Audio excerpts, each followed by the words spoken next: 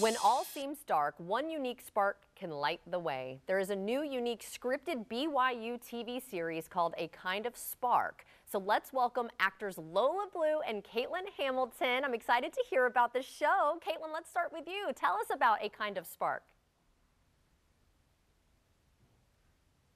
So, A Kind of Spark follows the actor Addie, played by our lovely Lola, who is our artistic lead, and she wants to get a witch memorial for the witches of Juniper that used to live there years ago, as she discovers that they were probably women that were just labelled witches because they were autistic and struggled to fit into the societal norms at the time. Okay, so then you mentioned Lola. So Lola, tell us about your character. And then Caitlin, follow. So, so I play Addie. She is young, she's passionate, and she's autistic. And throughout the series, she goes through a lot of different obstacles, which she overcomes and learns a lot about herself in the process. And I play Nina, and she is the neurotypical sister, and she's a twin of Keedy as well, who is also autistic. And she has kind of jealous of the special bond that the two sisters have because she feels quite left out at home as she doesn't fit in, even though at school she's very popular and she is seemingly quite confident. She actually had lots of insecurities too.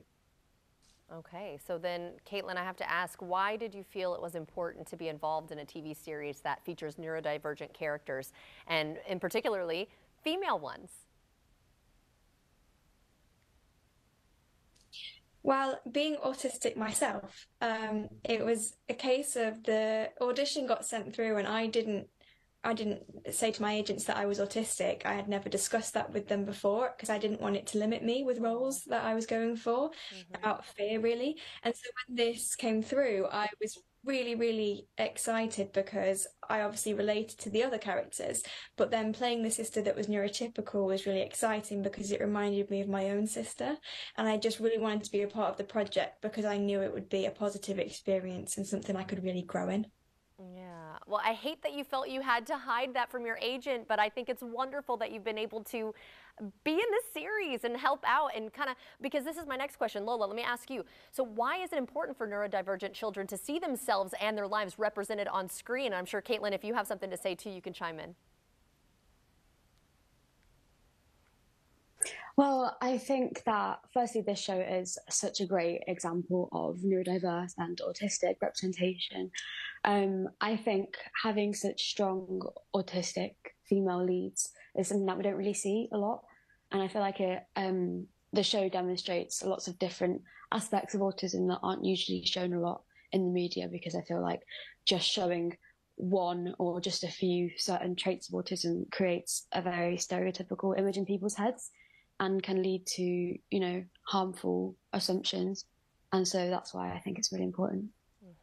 I also think it's really important that we show a story that is about autism but doesn't focus on it as a central point. It's a story that is like every other that we see on television in terms of there being an exciting adventure that goes on. We just so happen to have the lead character being autistic. Just like in life, we exist, we are around, and it's nice to have that represented in the media as well, so we can see an accurate representation of what life is like. Yes, so important. And Caitlin, back to you though. If you could change one thing about representation of neurodivergent people in the media, what would it be? I just think we should show more types of autism, as in we should show people, all different kinds of people. I think we have a very stereotypical view of what autism looks like, but autism doesn't have a look. Anyone and everyone can be autistic. It is something that you are born with. It's something that you just are. And so I just want to see it represented in all types of people because that's what it actually is like. I think we have this negative stereotype sometimes that kind of comes across. I get the comment of, "Oh, well, you don't look autistic," said to me quite often, as like it's supposed to be a compliment that's thrown my way, as if that makes it somehow better. But actually, there isn't that isn't a thing, that doesn't exist, and it's not a bad thing to be autistic. It's just a part of who we are and what we go through. Wonderfully said. Thank you so much, both of you, for joining us today. And I'm so glad there is a series out there that highlights this. And for people who've never really been around neurodivergent people, it's kind of nice for us to be able to see that as well and learn from it. So thank you both again so much. And head to firstcoastliving.net where you can get more information on this show.